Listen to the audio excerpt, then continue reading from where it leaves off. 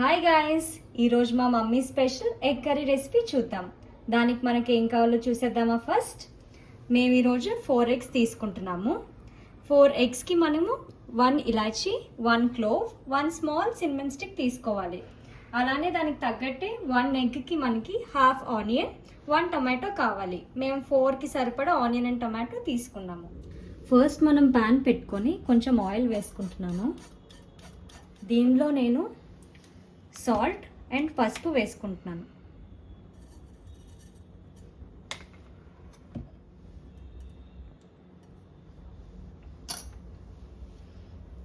ఇప్పుడు మనం తీసుకున్న ఎగ్స్కి నేను ఇలా టూత్ పిక్తో హోల్స్ చేసుకుంటున్నాను. దీనివల్ల మన మసాలాస్ కానీ గ్రేవీస్ కానీ లోపల వరకు వెళ్ళి ఎగ్స్ చాలా ఫ్లేవర్ఫుల్గా ఉంటాయి. వాటికి హోల్స్ చేసుకున్నాను. ఇలా కేర్ఫుల్గా ఎగ్స్ అన్నీ ఫ్రై చేసుకోవాలి మనం.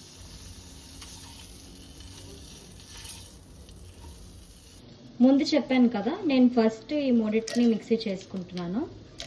ఇలాచీ, క్లోవ్ అండ్ సిన్నమన్ స్టిక్స్ని. నెక్స్ట్ నేను అల్లం వెల్లుల్లి పేస్ట్ చేసుకుంటున్నాను. మన ఇంట్లో చేసుకుంటే ఫ్రెష్గా టేస్టీగా ఉంటుంది బయట మనం కొనేదానికన్నా. ఫస్ట్ నేను ధనియాలు, పాపీ సీడ్స్ ఒకసారి మిక్సీ చేసుకుంటున్నాను. ఒక్కసారి ఇది కొంచెం గ్రైండ్ అయ్యాక నేను అప్పుడు ఆనియన్స్ వేసుకుంటాను స్మూత్ పేస్ట్ కోసం. ఇది ఒక్కసారి కొంచెం స్మూత్గా అయ్యాక నేను ఆనియన్స్ వేసుకుంటున్నాను పేస్ట్లా చేయడానికి.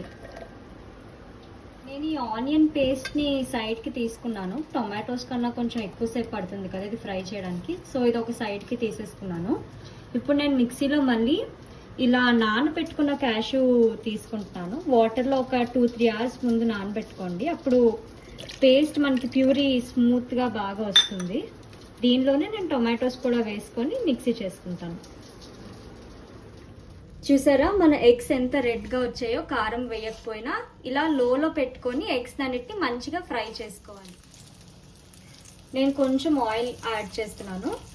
ఇందులో నేను ఫస్ట్ మనం స్పైసెస్ క్లోవ్, సిన్నమన్ ఇంకా ఇలాచీ పౌడర్ చేసుకున్నాం కదా, ఫస్ట్ ఆ పౌడర్ వేసుకుంటున్నాను.